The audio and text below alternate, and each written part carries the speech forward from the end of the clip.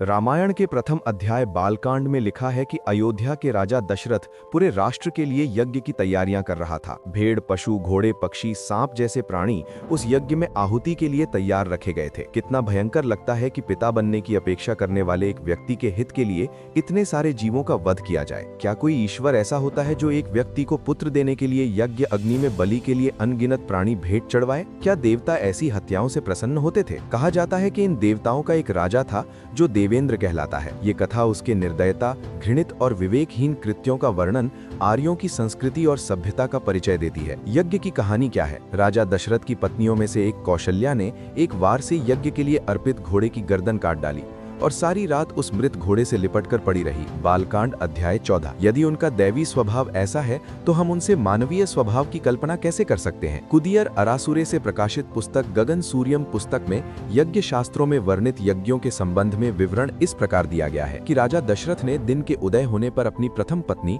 कौशल्या को अन्य दो पत्नियों सुमित्रा और कैकेयी के साथ यज्ञ करने के लिए 3 पुजारियों अर्थात ऋषियों को भेंट किया और शुल्क प्रदान किया। उन पुजारियों ने अपनी पाशविक काम पिपासा पूरी करने के पश्चात इन स्त्रियों को राजा को वापस सौंप दिया और राजा ने कोई आपत्ति नहीं की। बालकांड अध्याय 14। इसके पश्चात वे स्त्रियां गर्भवती हो गईं। मनमथनाथ दातार अपने अंग्रेजी अनुवाद में लिखते हैं कि होथ, अध्वर्यु और रुग्ध नाम के इन 3 पुजारियों ने ये प्रदर्शन किया। यदि हम गंभीरता से विचार करें तो ये बिल्कुल स्पष्ट हो जाता है कि यज्ञ की प्रक्रिया शिशुओं के जन्म में सहायक नहीं हो सकती, बल्कि उन पुजारियों द्वारा ही रानियां गर्भवती की गईं।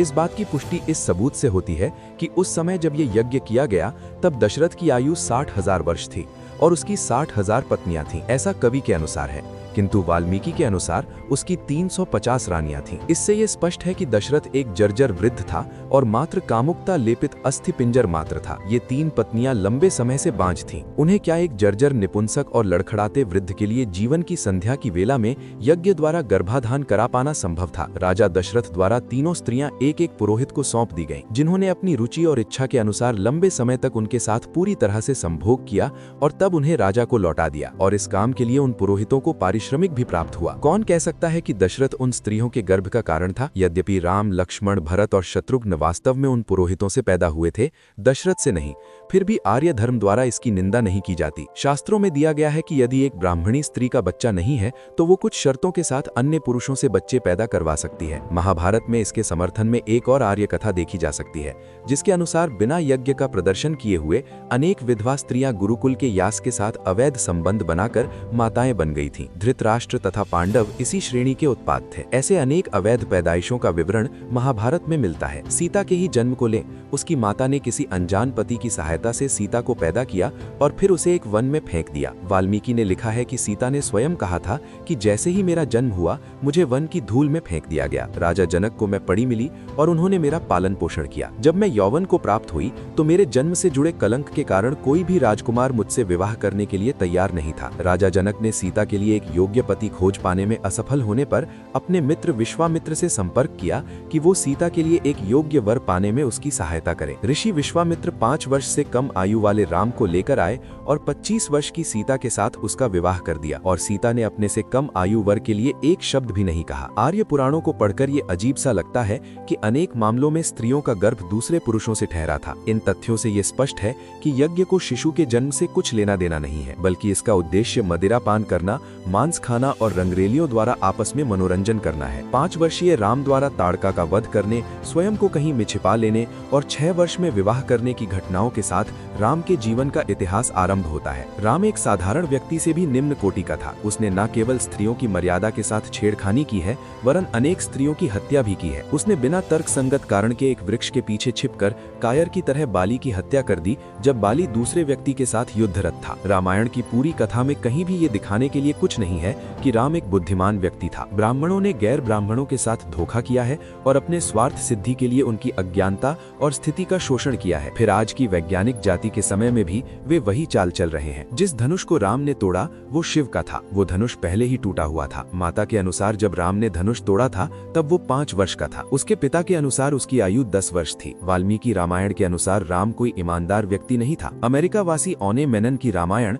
राम को शिकागोई डाकू के स्वभाव वाला और और सीता को रावण द्वारा स्वेच्छा से अपहरण करवा लेने वाली एक मंदबुद्धि लड़की बताती है। कैकेयी से विवाह करते समय दशरथ ने उसे वचन दिया था कि उससे उत्पन्न पुत्र को अयोध्या का राजा बनाया जाएगा। इससे संबंधित कथाएं बताती हैं कि विवाह के समय यथार्थ में राज्य कैकेयी के अधीन कर दिया गया और दशरथ केवल उसके प्रतिनिधि के रूप में शासन चलाता था। राम और उसकी माता कौशल्या दशरथ के इस प्रस्ताव से बेखबर नहीं थे। वृद्ध राजा ने राम को खुलकर अपनी राय दी थी कि भरत का अपने नाना के घर चला जाना राम के राज्यरोहण के लिए एक शुभ अवसर था। इस कारण भरत को 10 वर्ष तक जानबूझकर उसके नाना के घर में रखा गया। दशरथ ने अपनी पूर्व योजना के अनुसार राम को राजा बनाने के लिए भरत को उसके मामा के घर भेज दिया। अचानक एक दिन पूर्व कैकेयी से पूछे बिना जनता में घोषणा करके दशरथ ने दूसरे दिन राम के राज्याभिषेक की तैयारियां कर दी। मंत्रीगण, महर्षि वशिष्ठ, अन्य गुरुजन तथा स्वयं राम ये पूर्ण रूप से जानते थे कि भरत ही राज सिंहासन का उत्तराधिकारी था। इस पर भी उन्होंने कपट पूर्वक राम के राज्याभिषेक के लिए अपनी स्वीकृति दे दी। कैकेयी ने ये भांपकर कुटिलता से हठ किया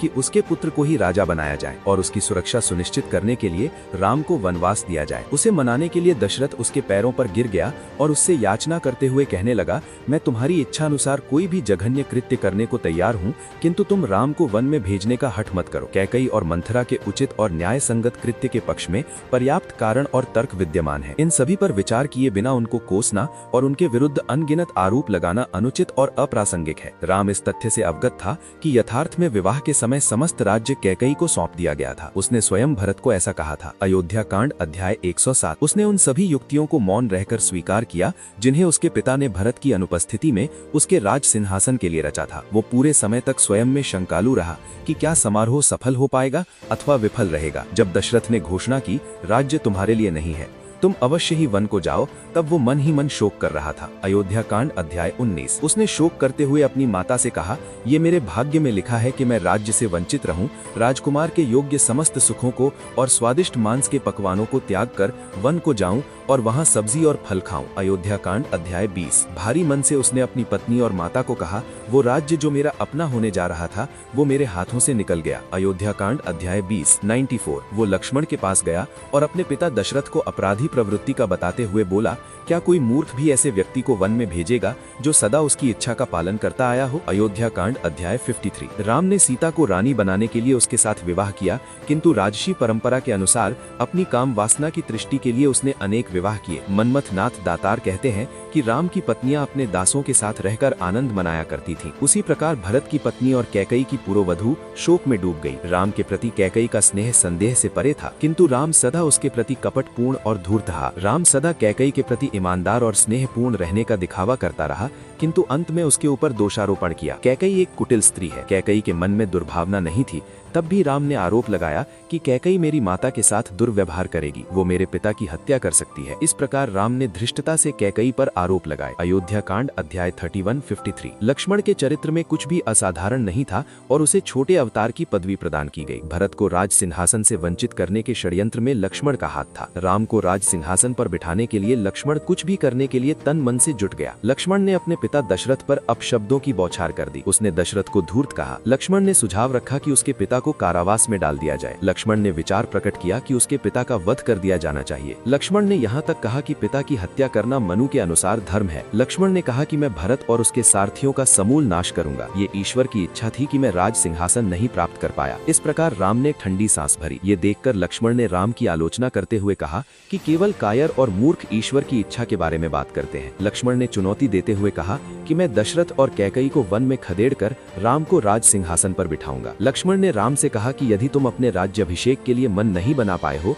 तो मैं राज सिंहासन को छीनकर शासन करूंगा। देश को छोड़कर वन की ओर जाते हुए लक्ष्मण ने कहा कि धन्य है वो पुरुष जो वेश्याओं से सजाई गई अयोध्या पर शासन करता है। वन में लक्ष्मण भरत की तरफ गुर्राते हुए बोला कि मैं इसे अभी मार डालूंगा। मैं भरत से अपनी शत्रुता का बदला लेने जा रहा हूँ जिसने राज सिंहासन को हड़प लिया है। राम ने वन में लक्ष्मण को कहा, चूंकि हमारे पिता वृद्ध और दुर्बल हो गए हैं और हम वन में आ गए हैं, भरत और उसकी पत्नी बिना विरोध के आनंद पूर्वक शासन कर रहे होंगे। यह उसके अंदर की नीचता, राज सिंहासन पर अधिकार करने की महत्वाकांक्षा और ईर्ष्या को प्रकट करता है। उसने अपने पिता को मूर्ख और बुद्धिहीन कहा। यदि मैं क्रोधित हो जाऊं तो मैं अकेले अपने समस्त शत्रुओं को परास्त कर राजा बन सकता हूं, किंतु मैं ऐसा प्रजा के कारण नहीं कर रहा हूं। इस प्रकार राम ने न्याय और सत्य के विरुद्ध अपमानजनक कहा। हम कह सकते हैं कि राम की पत्नियां अपने दासों के साथ रहकर आनंद मनाया करती थीं। उसी प्रकार भरत की पत्नी और कैकेयी की पुरोवधू शोक में डूब गई। राम के प्रति कैकेयी का स्नेह संदेह से परे था, किंतु राम सदा उसके प्रति कपटपूर्ण और धूर्त रहा। राम सदा कैकेयी के प्रति ईमानदार और स्नेहपूर्ण रहने का दिखावा करता रहा,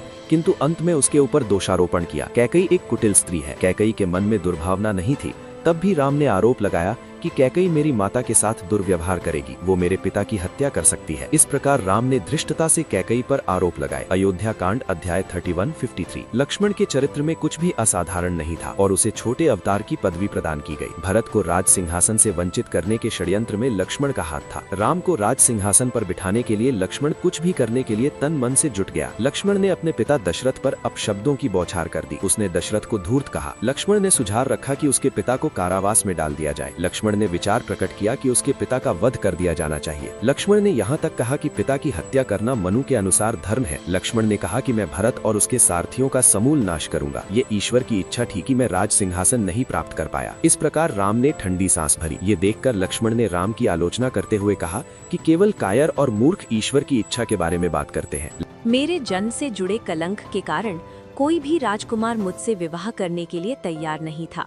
राजा जनक ने सीता के लिए एक योग्य पति खोज पाने में असफल होने पर अपने महामंत्री निवामिर से संपर्क किया कि वह सीता के लिए एक योग्य वर पाने के लिए उसकी सहायता करें। ऋषि विश्वामित्र 5 वर्ष से कम आयु वाले राम को लेकर आए और 25 वर्ष की सीता के साथ उसका विवाह कर दिया और सीता ने अपनी से कम आयु वर के लिए एक शब्द भी नहीं कहा। आर्य पुराणों को पढ़कर यह अजीब सा लगता है कि अनेक मामलों में स्त्रियों का गर्भ दूसरे पुरुषों से ठहरा था। इन तथ्यों से यह स्पष्ट है कि यज्ञ को शिशु के जन्म से कुछ लेना देना नहीं है, बल्कि इसका उद्देश्य मदिरा पान करना, मांस खाना और रंगरेलियों द्वारा आपस में मनोरंजन करना है।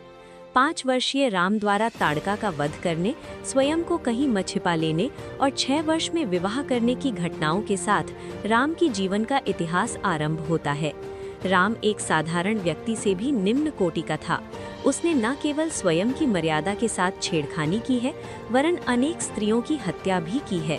उसने बिना तर्क संगत कारण के एक वृक्ष के पीछे छिपकर कायर की तरह बाली की हत्या कर दी, जब बाली दूसरे व्यक्ति के साथ युद्ध में था।